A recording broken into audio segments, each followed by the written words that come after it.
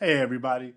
Join us today for part two of our conversation with Renata Cherlise, the founder of Black Archives. We'll get further into the power of intergenerational stories, how the variations between photography, iPhones, and cameras in general changes the work and the power of legacy. Next up on Mama We Made It with DJ and Reg.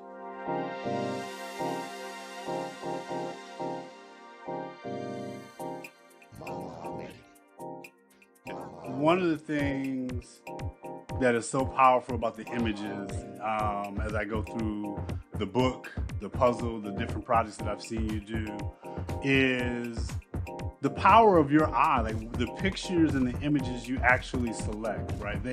They are not oppression, right? They are joy. They are people in various states of being the freest they can possibly be, regardless of what is going on around them. And I've always just marveled at your eye, like your ability to be really discerning about what images you pick and what you pick to display.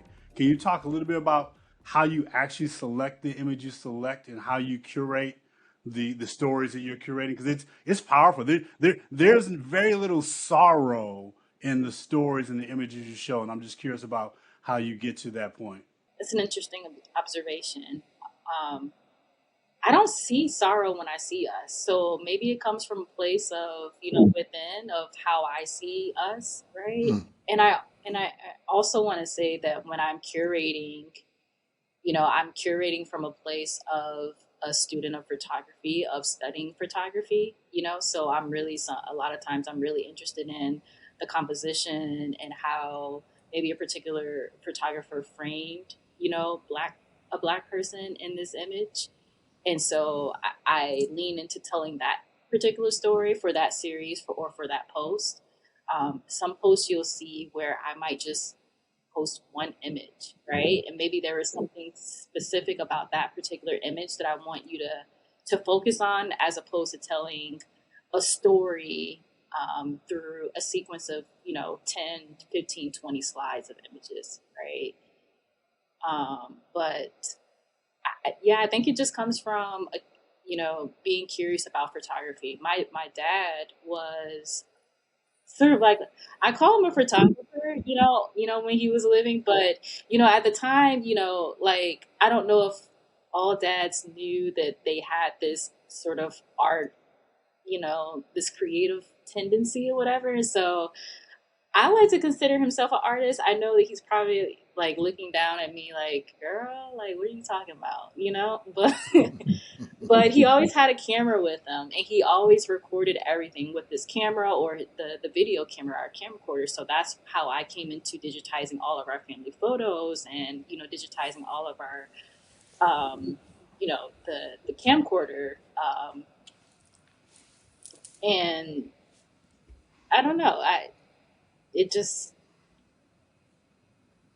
maybe that's something that he passed on to me that I incorporate into my work. But it all comes from a place of seeing us in a way that is in a light instead of a dark place, instead of a place of sorrow. I asked that question. I literally last night as I was preparing for this interview, I bumped into the old article by Van Newkirk about the photographer Ernest Cole, right? So Ernest Cole was a photographer out of South Africa who documented a lot of the stories of apartheid, comes to the United States looking for a new set of stories, only to find a different version of the same story. And you can see how much his work challenged him as he went through time. But a lot of what he talks about is capturing this pain was painful for him, but it also was necessary. And there's this treasure trove of images that they found in this Swedish safe deposit box that have come out over time, and it's a great documentary by Raoul Peck. And you watch it, and it's sad, right, to see history documented in such a way. But when I look at Black Archives, it's it's the exact opposite during the same time frame in a lot of the pictures. And so I'm just fascinated by how photographers and archivists pick what they pick as part of how they compose stories. That's fair. That's interesting as well, because I'm not trying to omit through a curatorial process, or project a certain bias, in the selections. But I'm not really interested in posting or sharing the the, the parts of us that's already heavy, that we sit with already. So yeah. Yeah, we sit with it, Renata, and it's helped to form our self identity. I'm not sure how often we need to go back to it. So I love that. Reg, I'm going to kind of pick up on that theme you talked about. So I spent a lot of my formative years in Battle Creek, Michigan, Renata, and that was the home of Sojourner Truth. And her history has, in that city, in some ways been relegated to a cemetery and an off ramp, which is crazy. And we know she's much more powerful than that. As you've done this work, has this journey caused you to think differently about yourself or your family, the role of your family in Jacksonville? Has it birthed any of that?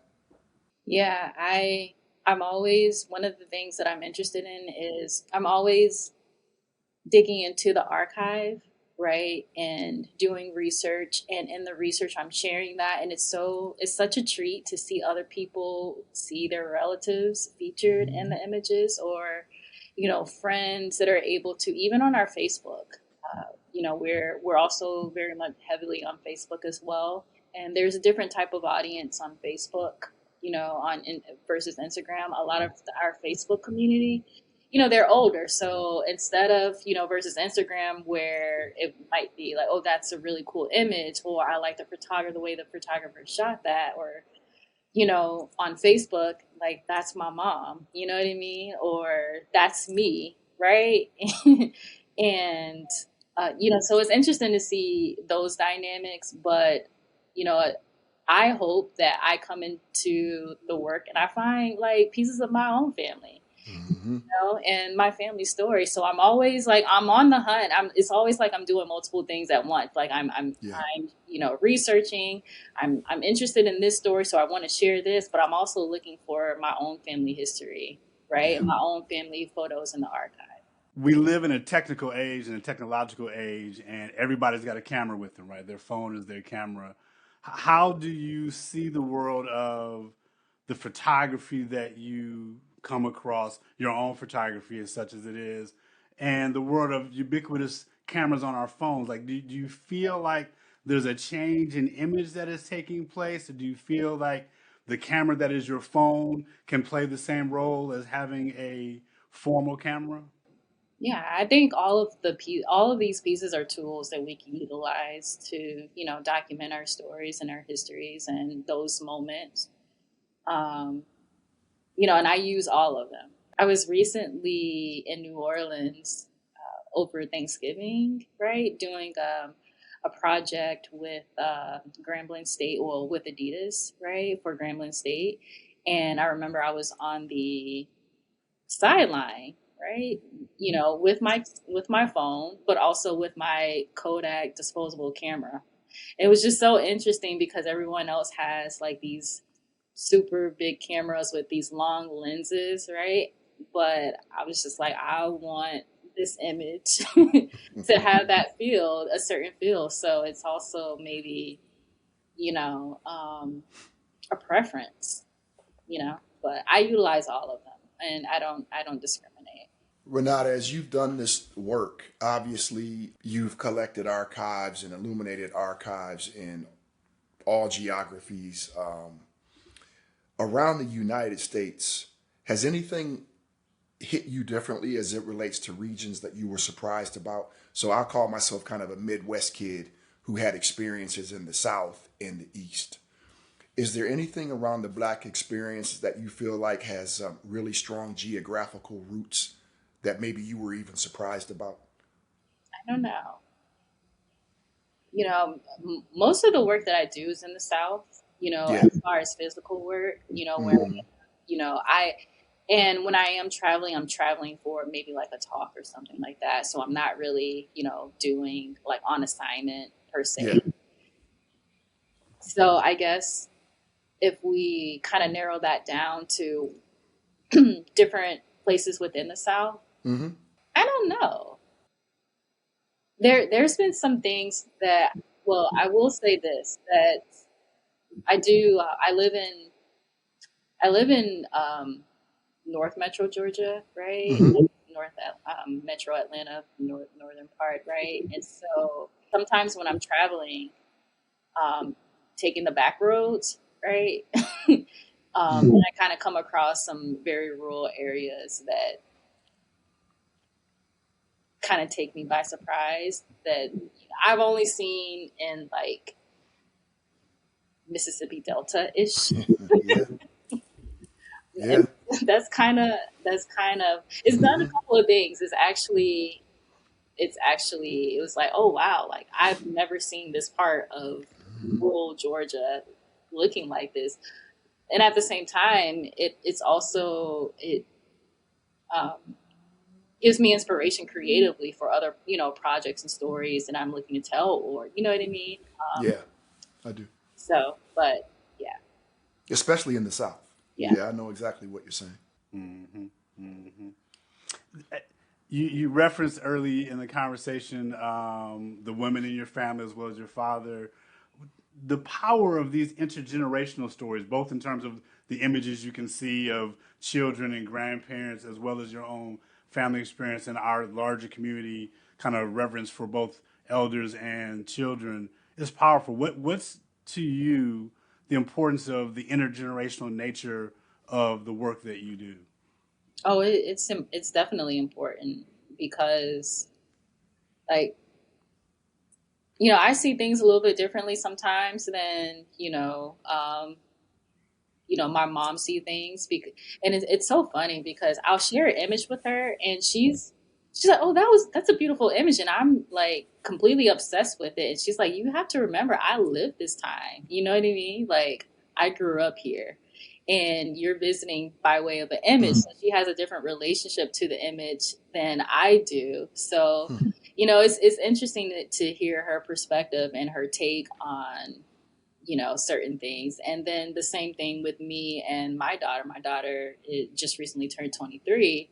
So having conversations with her, it's sort of, it's eye opening because, she comes from a completely different generation. So I think always having that intergenerational aspect is very important to, the work that I do, and just in general to any conversation that we're having. Renata, you've done a number of collabs. Are there any in particular that stick out in your mind that really inspired you or had a significant impact that maybe you didn't expect? And I know you've done a lot, so if there are, one or two that maybe are significant for you. Ooh, that's a good question. DJ, you're giving me really good questions. Well, I appreciate I don't know what that means, but okay. that. No, I but don't I'm need. just where do I even begin to think about Well, I'll take it as a compliment, Renata. Yes, it? It's a I told you. compliment. Okay, thank you. I don't know. Well, you don't have to look. I need more people like you in my life that respond that way to my questions. So we need to we need to stay in touch, Renata. You can come back to me on that. I saw, I looked at a couple that you were doing, and they all seem so For example, intriguing what? and important. Link NYC. I mean, there were like a lot, right? But I just didn't know if for you anything in particular that was like, wow, if I could do that again, man, I would. But if not, it's cool too. I know you've done a lot, but I just wanted to kind of give you the opportunity to give a shout out. There's so many. And I enjoy all of the projects that I work on, and that's Mm-hmm. really the cool part about the work that I get to do is I kind of get to pick and choose. Mm-hmm. I do like when I'm more hands on in the project, Yeah. as opposed to, you know, um, I mean, talks are cool, but like I'm like a hands-on type of person. Yeah. So I do like the Link NYC collaborations, Mm-hmm. and it's been going on. I want to say since 2020 we started that. Mm-hmm. So every February, Black History Month, New York, I get to go to Instagram, and reach out to our community, ask them for submissions, and Mm-hmm. I get a ton, and it's so always so hard to choose which ones are going to show up on the kiosk because I want to share them all. But for those 28 days, that is, a really good, it's a really good feeling, just to be able Yeah. to highlight, Black New Yorkers throughout, space and time. So that's definitely up there. Um, Okay. yeah. You've seen a lot of images. Have you? Are there images you've come across that you've seen like, wow, I actually wish I had lived that experience. It seemed so compelling to you in some way that like, well, I wish I had been in that moment. What was going on there? 70s seemed like it was like a time. Like, Hmm. you know, Reg, what do you think? It was. As a child, born in the late '60s, but of the '70s, it was a vibe. It Hmm. was. It's hard to imagine the world we're in now, 50 years on from the 100% true. '70s, and looking back and thinking about the music, the fashion, the artistry. There's just so much that was going on that, as I think about being an 8-year old or whatever in the '70s, it was a vibe, and I do have heavy senses of nostalgia that more than any other era take me back to that era. So Yep. yeah, for sure, it was a time as a shorty growing up in that time frame. because I was around in the 90s, like I'm really partial to the 90s too, because I don't know, it was like we had the best of everything at that time that Hmm. probably didn't even realize that our world was changing or going to change so drastically. But yeah, the 70s is definitely a time period that when I'm looking at these, even just, the fashion and, just what Yeah. folks were doing, after, civil rights movement, right? Black power movement, and moving into, the other end of that. And so I've always been curious about what life would have been like for me growing up in that time. And it's so funny because I will ask like older elders in my family, and I'm just like, so y'all used to just like wear this out in public, every day? Well, you know what? It was an era of self-expression too, Renata, and I think I saw that. So there were four women who were really critical in my upbringing. It was my mom, my grandmother, and then two of my aunts, Aunt Sherry, Aunt Yvonne, my mom, Paula Casey. Um, but that's when I came to recognize what Black beauty is. And I would see these, I was seeing beautiful women, but I would see it every day. So I didn't realize how beautiful they were until I got around some pale folks at times. I was like, okay, it's just beautiful.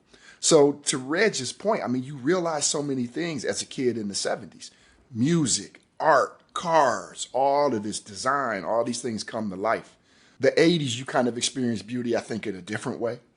Being in college, being in high school. But 70s was a cool time. Great time to be a kid and learn so much about the Black experience in the 70s. The world has changed a lot in the last year, in the last decade, in the last 20 years, if we go further back. How do you see the road ahead for the work that you do? That's interesting.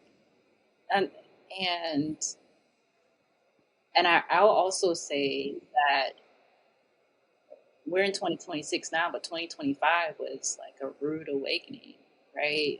Considering where we are and the political climate of things, and so that's, I don't know, it so for me, for 2025, that it was a time for me to do a lot of self-reflection, right, about the question that you asked, like what is Black Archives, outside of how I've been kind of navigating the space, and how else can I show up to do the work in a time where Black archives are constantly being erased, right? Hmm. Hmm. Actively being erased, and so 2026, I've already started, just by showing, because a lot of the times, I find myself in the background, right? Because I'm so focused on doing the work. But what 2025 revealed to me is I need to step outside of that and really, be in the community, a lot stronger, you know, offline just as much as I am online. And yeah, I think that's a question that I'll constantly and continuously ask myself, Mr. Reg. Depending on how things move, it's a matter of, I don't know, something I guess I'll always be adjusting to. As technology, as AI, ramps up. Um, yeah. So, Renata, I don't really have a question as we near the end of this conversation, but it's more of a thank you because I know we talked about you don't do this for anybody, and I'm sure Reg is the catalyst in your relationship with Reg, and I'm just honored that you chose us to do this with, and I truly mean that because your voice needs to be heard. So, a sincere thank you for engaging with us. But I do have one question. How do you feel now that you've done this? Yeah, I mean, you guys welcome me with open arms, so Okay, I good. feel I feel at home here. You know. Okay, that's awesome. So, Thank you so much. I dig it. I dig it. Last question. How do you think about your legacy? Like you talked about your daughter, you talked about your mom, your grandmother, your father. Hmm. Like this, you are a part of this, river of ancestors and those who come after us. How do you define or think about or frame your thoughts on your legacy? my daughter is, you know, I only have one daughter, so and I've tagged her along in so many different, places and engage with archives and introduce her to people, and she brought me out to like one of her closing um, projects when she graduated from Spelman last year, class of 2025. She organized this whole workshop and on campus for Black Archives, and for me to kind of come out and talk to her fellow Spelman sisters. And so, like, if it's up to my legacy, I think she's a strong part of that, right? And she's going to make sure That's awesome. it's in good hands.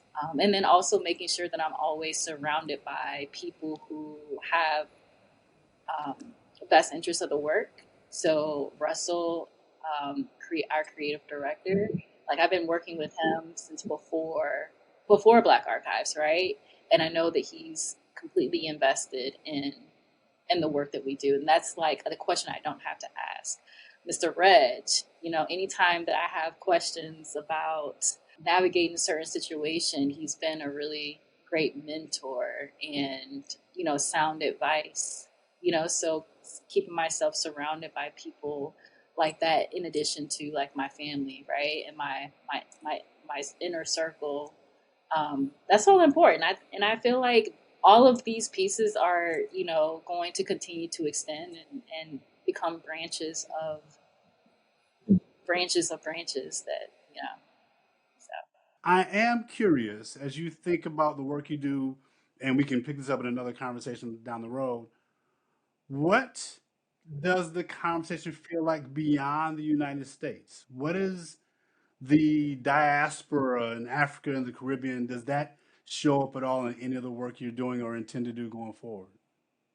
Actually, we're working on something in February with that, but I can't talk about it right now. All right, How do we know that?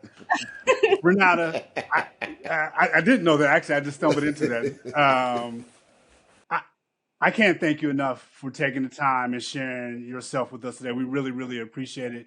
We are inspired by the work. I have been blessed to know you, and I am so excited about what the future holds for the work that you do. It's important, it's meaningful, and it really, really is touching a lot of people. Thank you very, very much. Absolutely, I second that. Thank you both for having me. This is Mama We Made It with DJ and Reg. That's DJ.